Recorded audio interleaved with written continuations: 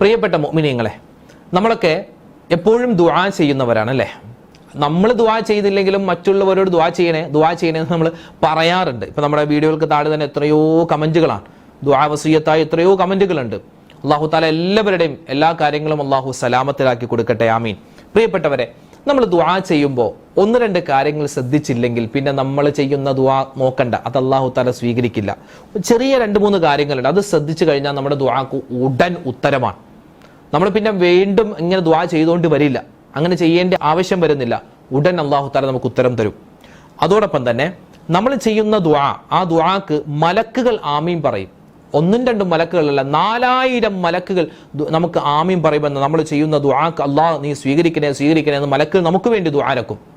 അതേതാണ് ആ ദുആ, എങ്ങനെയാണ് ആ ദുആ ചെയ്യേണ്ടത്, വിശദമായി ഇൻഷാ അല്ലാഹ് ഇന്നത്തെ ക്ലാസ്സിൽ നമ്മൾ വിശദീകരിക്കുകയാണ്, പഠിക്കുകയാണ്. കൂട്ടത്തിൽ ഒരു സന്തോഷ വാർത്തയും ഇന്നത്തെ ക്ലാസ്സിൽ പറയുന്നുണ്ട്. അൽഹംദുലില്ലാഹ്, അല്ലാഹു റബ്ബുൽ ഇസ്സത്ത് നമുക്ക് ദുനിയാവും ആഖിറവും വിജയിപ്പിച്ചു തരുമാറാവട്ടെ, ആമീൻ യാ റബ്ബൽ ആലമീൻ.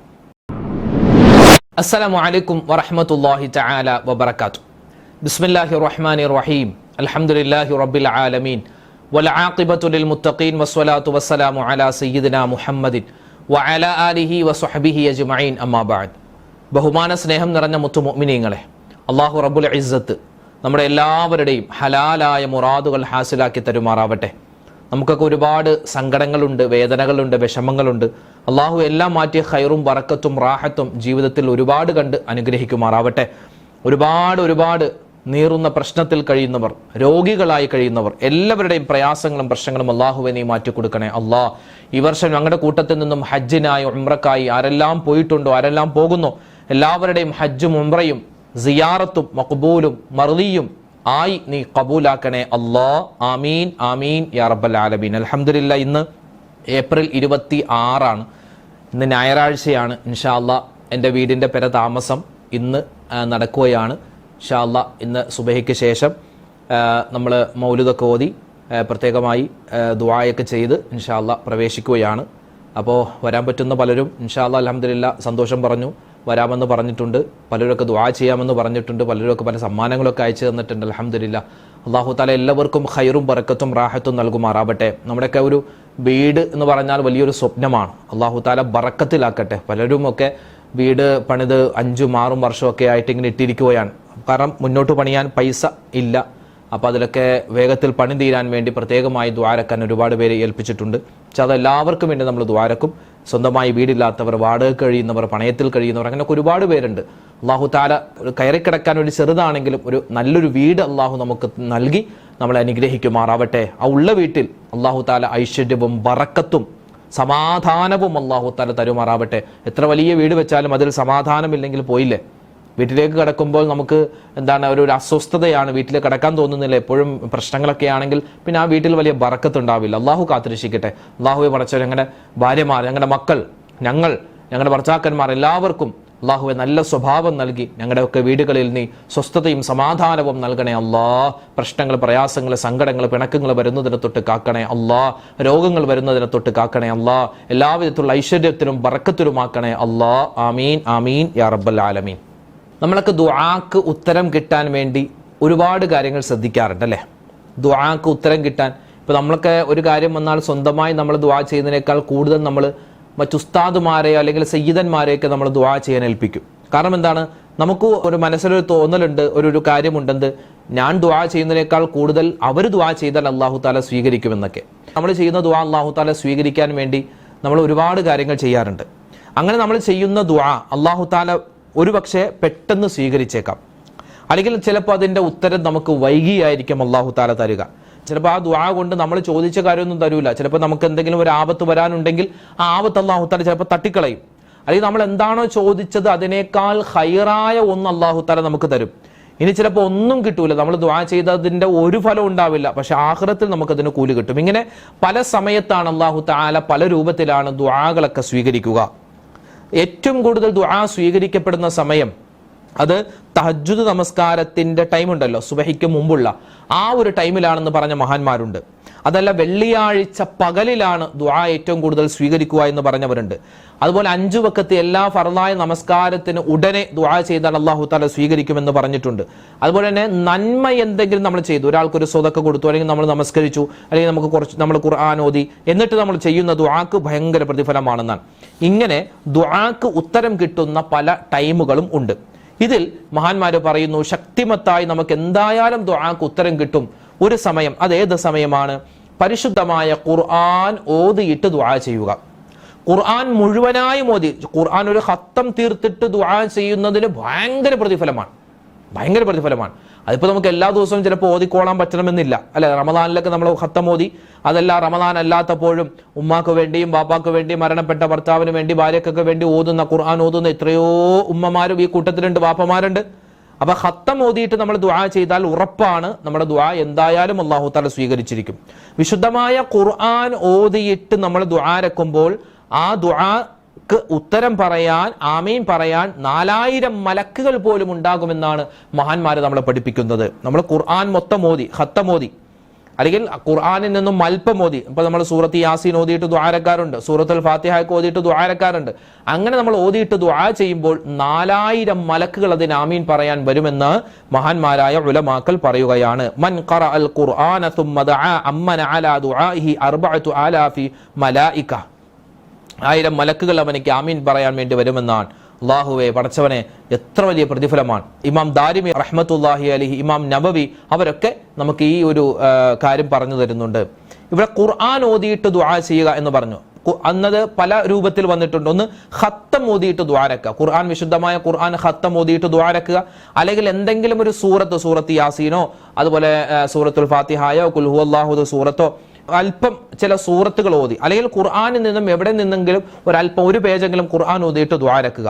ഇതൊക്കെ പല അഭിപ്രായങ്ങളാണ്. ഒന്നാമത്തെ അഭിപ്രായമാണ് ഏറ്റവും പ്രബലമായിട്ടുള്ളത്. ഖുർആൻ മൊത്തം ഖത്തം തീർത്തിട്ട് ദുആ ചെയ്യുന്ന ദുആക്ക് ഭയങ്കര പ്രതിഫലമാണ്, 4000 മലക്കുകൾ ഉണ്ടാകും അതിന് ആമീൻ പറയാനെന്നാണ് ഭൂരിഭാഗം ഉലമാക്കളും പറയുന്നത്. ഇപ്പോ നബി സല്ലല്ലാഹു അലൈഹി വസല്ലം തങ്ങളുടെ ചില ഹദീസുകളിൽ വന്നിട്ടുണ്ട്, നമ്മളത് പറഞ്ഞിട്ടുണ്ട്. എന്ത്? ഒരാള് വിശുദ്ധ ഖുർആനിലെ സൂറത്തുൽ ഖദർ, ഇന്നാ അൻസൽനാഹു ഫീ ലൈലത്തുൽ ഖദർ വമാ അദ്റാക മാ ലൈലത്തുൽ ഖദർ ലൈലത്തുൽ ഖദ്രി ഖൈറും മിൻ അൽഫി ശഹർ എന്ന സൂറത്തുണ്ടല്ലോ.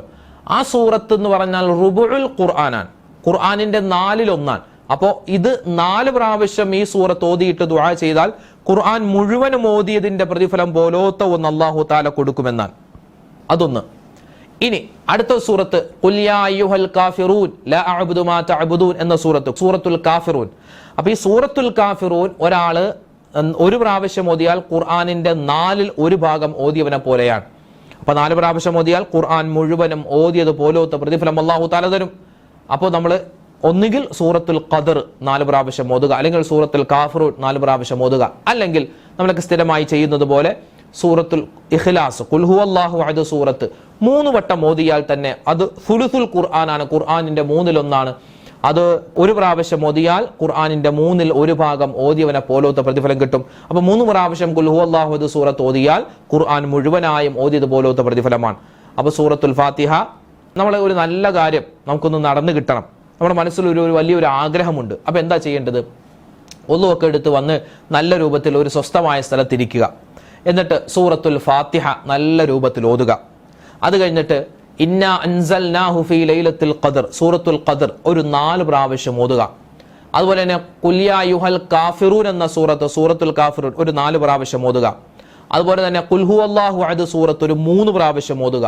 അത് കഴിഞ്ഞ് ഖുൽ അഊദു ബിറബ്ബിൽ ഫലഖ് എന്ന സൂറത്ത് 1 പ്രാവശ്യം, ഖുൽ അഊദു ബിറബ്ബിൻ നാസ് എന്ന സൂറത്ത് 1 പ്രാവശ്യം. അപ്പൊ ഈ സൂറത്തുകളൊക്കെ ഈ പറഞ്ഞ എണ്ണം ഓതിയിട്ട് നമ്മൾ നല്ലവണ്ണം കൈകൾ ഉയർത്തിയിട്ട് ദുആരക്കുക.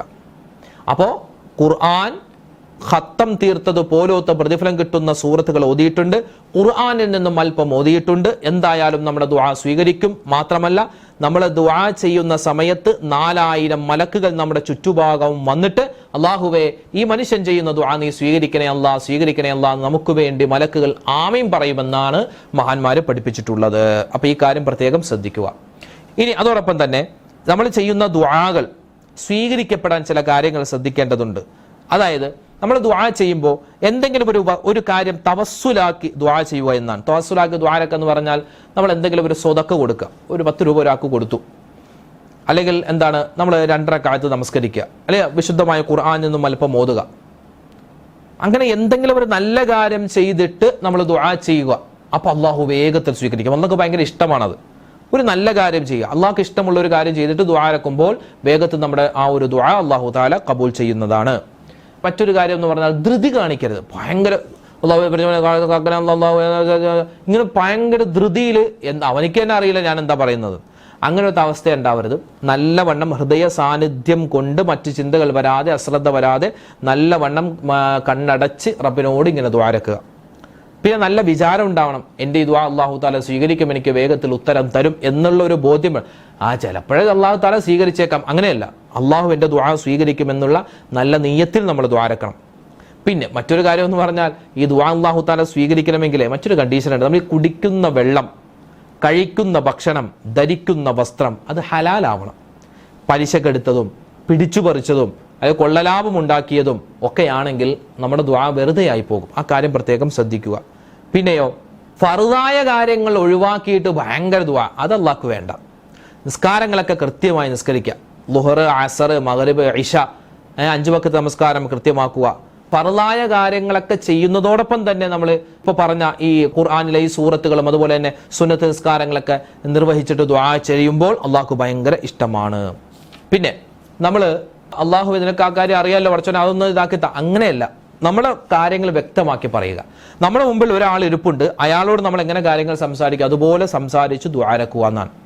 പിന്നെ ഉത്തരം കിട്ടുന്ന സമയങ്ങൾ പ്രത്യേകം ശ്രദ്ധിച്ച് നമ്മൾ ദുആ ഇറക്കുക. ഉത്തരം കിട്ടുന്ന ടൈം നമ്മൾ പറഞ്ഞു തഹജ്ജുദ് നമസ്കാരത്തിന്റെ ടൈം. അപ്പോൾ നമുക്ക് അല്ലാഹു തആല ദുആക്ക് വേഗത്തിൽ ഉത്തരം തരുന്ന സമയമാണ്. അതുപോലെ തന്നെ 5 വഖ്ത് ഫർദ് നമസ്കാരത്തിന് ശേഷമുള്ള ദുആ, അതുപോലെ തന്നെ എന്തെങ്കിലും ഒരു നന്മ ചെയ്തിട്ട് ചെയ്യുന്ന ദുആ, ഇതൊക്കെ അള്ളാഹു ഭയങ്കര ഇഷ്ടമുള്ള സമയങ്ങളാണ്. ആ സമയത്തൊക്കെ നമ്മൾ എന്ത് ചെയ്യുക? ദുആകൾ അധികരിപ്പിക്കുക. പിന്നെ സുന്നത്തായ നോമ്പ് പിടിച്ചിട്ട് ദ്വാരക്കാം, ഖുർആൻ ഓതിയിട്ട് ദ്വാരക്കാം, വെള്ളിയാഴ്ച രാവിലോ പകലിലോ ഒക്കെ ആയിട്ട് ദ്വാരക്കുക. അങ്ങനെയൊക്കെ ദുആ ചെയ്താൽ അള്ളാഹു തആല നമ്മുടെ ദുആ സ്വീകരിക്കുന്നതാണ്. അൽഹംദുലില്ലാഹ്. അള്ളാഹു റബ്ബുൽ ഇസ്സത്ത് നമുക്കെല്ലാവർക്കും ദുആക്ക് ഉത്തരം കിട്ടുന്നവരുടെ കൂട്ടത്തിൽ ഉൾപ്പെടാനുള്ള തൗഫീഖ് തന്ന് അനുഗ്രഹിക്കുമാറാവട്ടെ. നമ്മൾ ചെയ്യുന്ന ദുആകളൊക്കെ അല്ലാഹു തആല കബൂലാക്കി അനുഗ്രഹിക്കുമാറാവട്ടെ. അൽഹംദുലില്ലാഹ്. ഇന്നൊരു സന്തോഷമുള്ള ദിവസമാണ്. അതുകൊണ്ട് ആ സന്തോഷം നിങ്ങളിലേക്കും പങ്കുവെക്കുകയാണ്. അൽഹംദുലില്ലാഹ്. വീട് താമസം അല്ലാഹു തആല അതൊക്കെ ഖൈറാവാൻ വേണ്ടി നിങ്ങൾ ദ്വാരക്കണം. ഞാൻ നിങ്ങൾക്ക് വേണ്ടിയൊക്കെ ദുആ ചെയ്യും. അല്ലാഹു റബ്ബുൽ ഇസ്സത്ത് നമ്മുടെ എല്ലാവരുടെയും വീടുകളിൽ, നമ്മുടെ കുടുംബങ്ങളിൽ, നമ്മുടെ നാടുകളിൽ ബർക്കത്തും സലാമത്തും റാഹത്തും ഐശ്വര്യവും നിലനിർത്തി തരുമാറാവട്ടെ. ഇന്ന് ഒരുപാട് കുടുംബങ്ങളിലൊക്കെ കല്യാണങ്ങൾ നടക്കുകയാണ്. അൽഹംദുലില്ലാഹ്. അല്ലാഹു തആല എല്ലാം ഖൈറിലും സന്തോഷത്തിലുമാക്കി കൊടുക്കുമാറാവട്ടെ.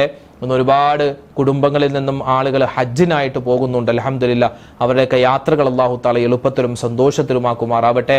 നമുക്കുമൊക്കെ അല്ലാഹു തആല ഹജ്ജും ഉംറയും സിയാറത്തും മഖ്ബൂലും മർദിയുമായി ചെയ്യാനുള്ള അവസരം തന്ന് അനുഗ്രഹിക്കുമാറാവട്ടെ. ആമീൻ ആമീൻ യാ റബ്ബൽ ആലമീൻ. ഇൻഷാ അല്ലാഹ് നാളെ നമുക്ക് മറ്റൊരു വീഡിയോ ആയിട്ട് കാണാം. അതുവരേക്കും അസ്സലാമു അലൈക്കും വറഹ്മത്തുള്ളാഹി തആല വബറകാതുഹു.